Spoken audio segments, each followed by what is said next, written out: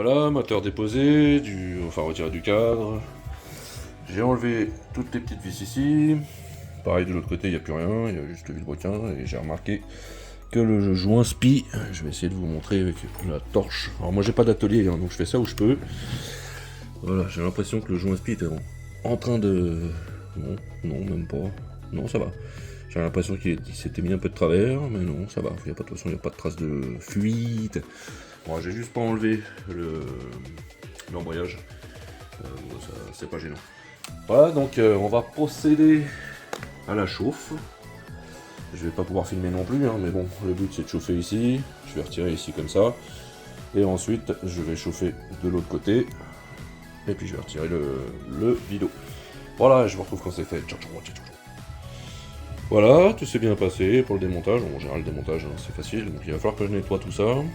Il y a un peu d'huile qui a cramé quand j'ai chauffé. Les joints spi n'avaient pas bougé à l'intérieur. Ça avait l'air d'être pas mal monté. Franchement, c'est le truc que j'aime le moins, c'est monter les joints spi. De ce côté-là, vous avez très peu de place, et de l'autre, vous avez une place énorme.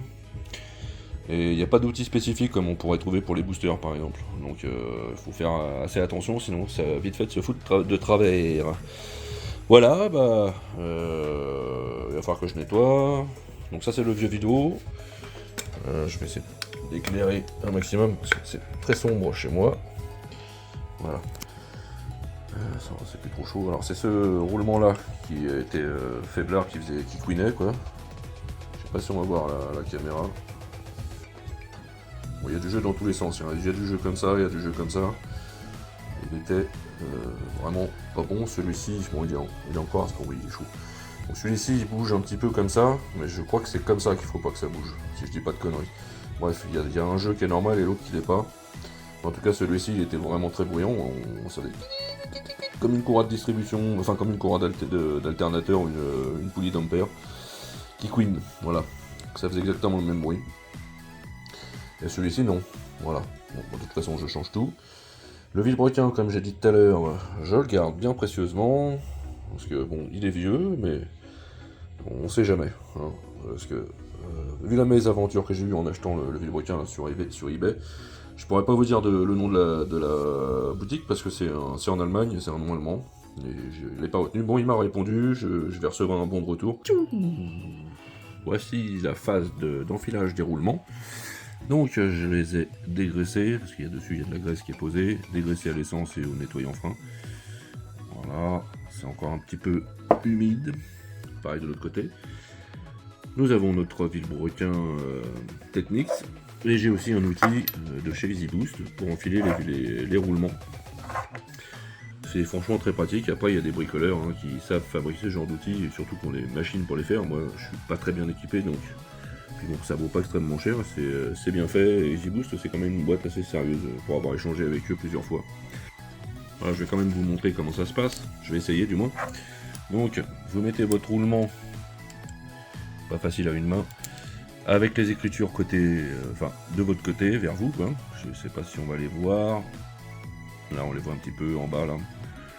Donc, vous avez, avec l'outil EasyBoost, vous avez un tube pour le côté allumage et un tube un peu plus long pour le côté variateur.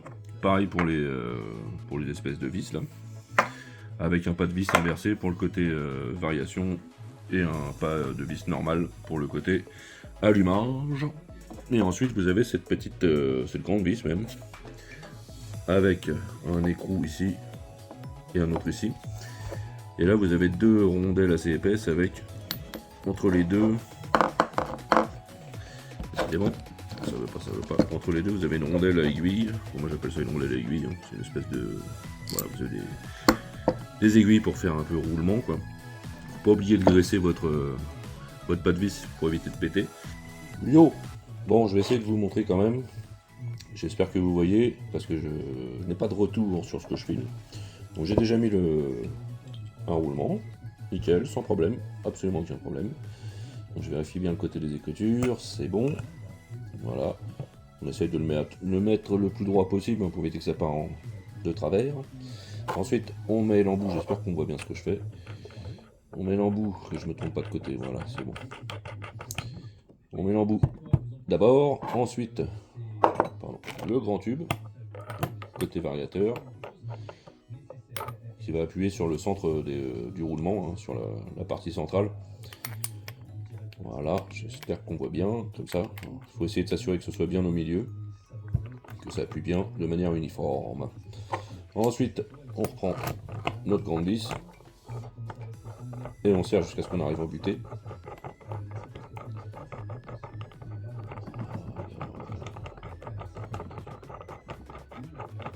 Voilà. Je m'assure que mon tube soit bien droit. Et ensuite, je vais venir plaquer l'écrou mobile sur la rondelle supérieure. Voilà, c'est vraiment pas compliqué du tout. Il vous faudra une clé de 16 pour cet outil. Pas 15, pas 17, mais 16. Oups. Et moi j'utilise cette clé là, juste pour bloquer. Et puis bah, vous tournez. Et ça sera plus simple. Et c'est parti. Hop.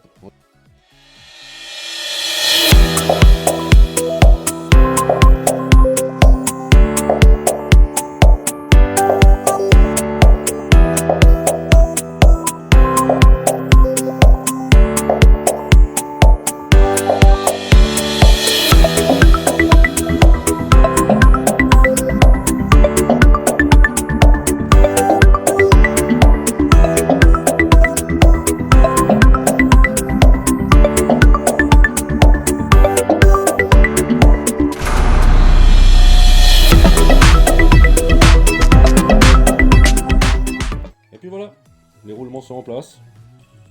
Nickel. Bien sûr, ça fait un peu de bruit, j'ai enlevé la graisse. Hein. Quand je remonterai tout à l'heure, je mettrai de l'huile dedans pour bien lubrifier au départ. Voilà, on va passer à la partie du remontage du vilebrequin dans les carters. Donc j'ai tout nettoyé, j'ai nettoyé aussi le plan de joint. Moi, j'aime bien commencer par cette partie-là plutôt que par la grande partie. Je préfère comme ça. Voilà, chacun fait comme il veut, il y a plusieurs techniques. Moi j'ai pris l'habitude de faire comme ça, voilà. Hein. Donc évidemment, bah, je vais chauffer l'intérieur avec une lampe à souder, quelques minutes, de 3, 4, 5 minutes, pas plus. Et ensuite, je vais enfoncer le vilebrequin, pouc, donc côté allumage. Pareil, hein.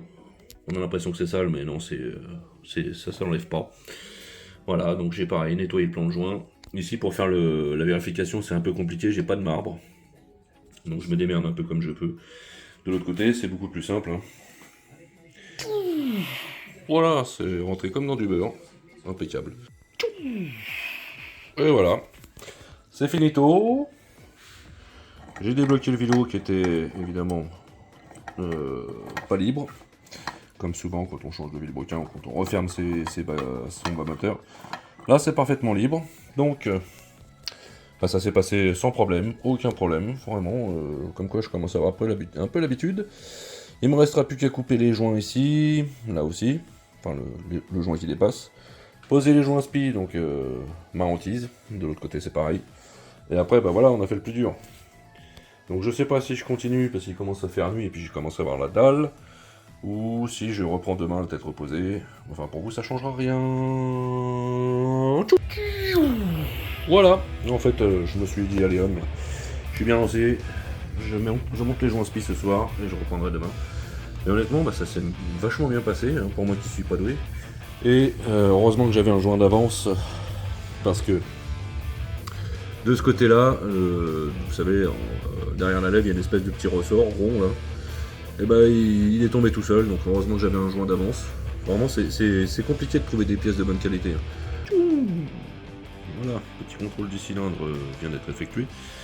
Donc j'ai vérifié l'intérieur, voir s'il n'y avait rien, s'il n'y avait pas de bavurage, des bavurages, je sais pas comment on peut dire, enfin c'est propre, c'est nickel. J'ai passé un petit coup de nettoyant son histoire de tout nettoyer. Le jeu à la coupe des segments a été fait, je les ai posés d'ailleurs. Donc on a 0,19 environ à peu près. L'axe de segment passe bien, il n'y a pas besoin de forcer pour le rentrer. On peut passer à la suite. Voilà, bon, j'ai sauté pas mal d'étapes en vidéo parce que c'était trop compliqué de filmer. Donc je vous fais un petit récapitulatif de ma config et de mes petites mesures. Donc on a un Kittersal de 49,1 cm3 en 5 transferts, 9 vilebrequin Technics, plus ou moins 9, roulement et joint spi 9, culasse Malossi, carter moteur d'origine, carbu Delorto SHA 1616 avec un gicleur de 78, une pipe CBE, les clapets d'origine ouverts, vario Malossi avec des galets de 6,5 grammes, poule directrice de couple d'origine, embrayage Easy Boost plus cloche Polini, pardon.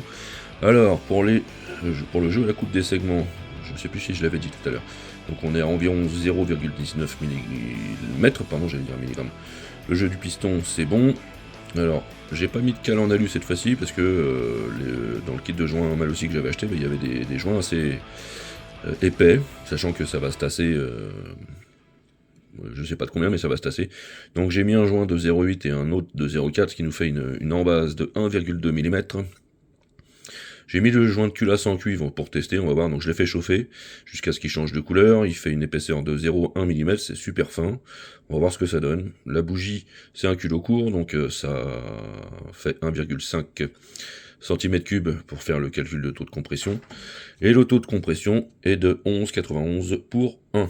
Voilà, donc je vous ai sauté toutes ces étapes en vidéo parce que de toute façon je pense que vous avez déjà vu ça sur plein de chaînes, et comme je vous ai déjà dit, j'ai pas de quoi filmer tranquillement avec les deux mains, et puis j'aime bien me concentrer.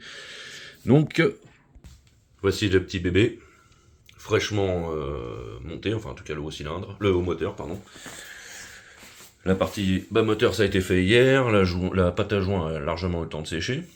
Alors, vous inquiétez pas si vous voyez un peu suinté, c'est parce que j'ai monté les joints spi à l'huile, hein, pour l'huile de temps bien sûr, pour me faciliter la tâche. Ça c'est le reste de mon petit mélange pour faire le calcul de taux de compression.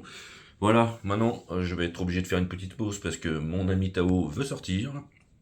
Mais ensuite je vais aller acheter un peu de quincaillerie, parce que j'ai plein de vis qui sont abîmées, autant repartir sur du propre. Et puis ensuite on va finir de monter tout ça, et je pense qu'on va pouvoir le démarrer tout à l'heure, si tout se passe bien. Et voilà, le moteur est prêt à être remis sur le cadre, il me restera l'allumage et le variateur à refoutre. Et puis voilà, il n'y a plus qu'à espérer que tout démarre, enfin que ça démarre bien et qu'il n'y a pas de problème. Voilà, allez, c'est parti pour l'installation sur Super Fox. Voilà, le petit Fox est assemblé. J'ai eu quelques petites galères avant de faire le premier démarrage, en espérant que ça démarre. J'ai eu un petit problème avec la cartouche ou le pot, ça dépend en fait de quoi ça s'agit. Déjà il a fallu que j'agrandisse les trous où on passe les vis de la cartouche parce que ça rentrait pas. Et ensuite la dernière vis là, eh ben, je peux pas la visser parce qu'il n'y a pas de place pour mettre le boulon. Donc c'est légèrement de traviole, c'est pour ça que j'ai rajouté ça avec un morceau de caoutchouc derrière, en espérant que ça tamisera le son. On va essayer sans ça. Je vais mettre le starter direct, allez. Hop. Si je mets pas le contact, ça va pas aller. Voilà. Allez. Il faut que le temps que l'essence revienne dans le carbu.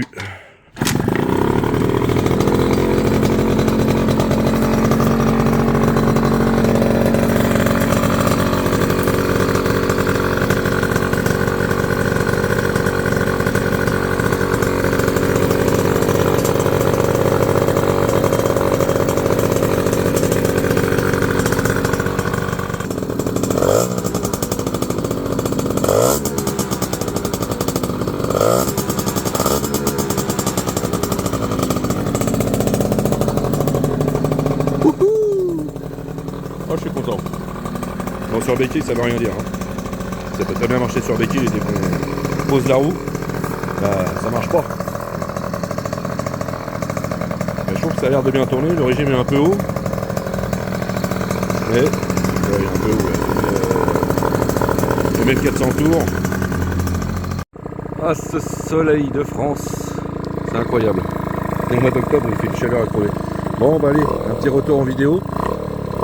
Je vais pas rouler vite, je suis en chemin de terre et puis de toute façon je suis en rodage, mais ça marche pas mal. Allez, c'est parti.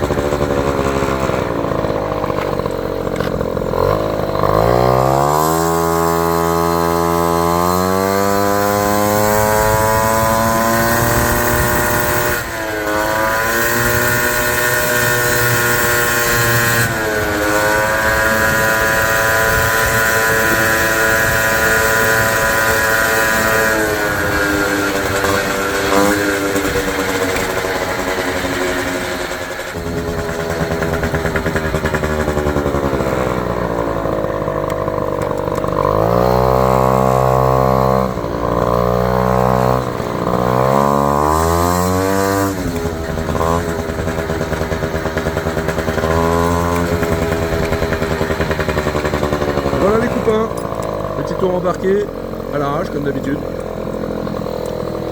Ça marche pas mal du tout. Je suis assez content. On va attendre que le ralenti se mette au bon régime. Bon, ça descend gentiment jusqu'à 1400 tours, je crois. Voilà. Allez!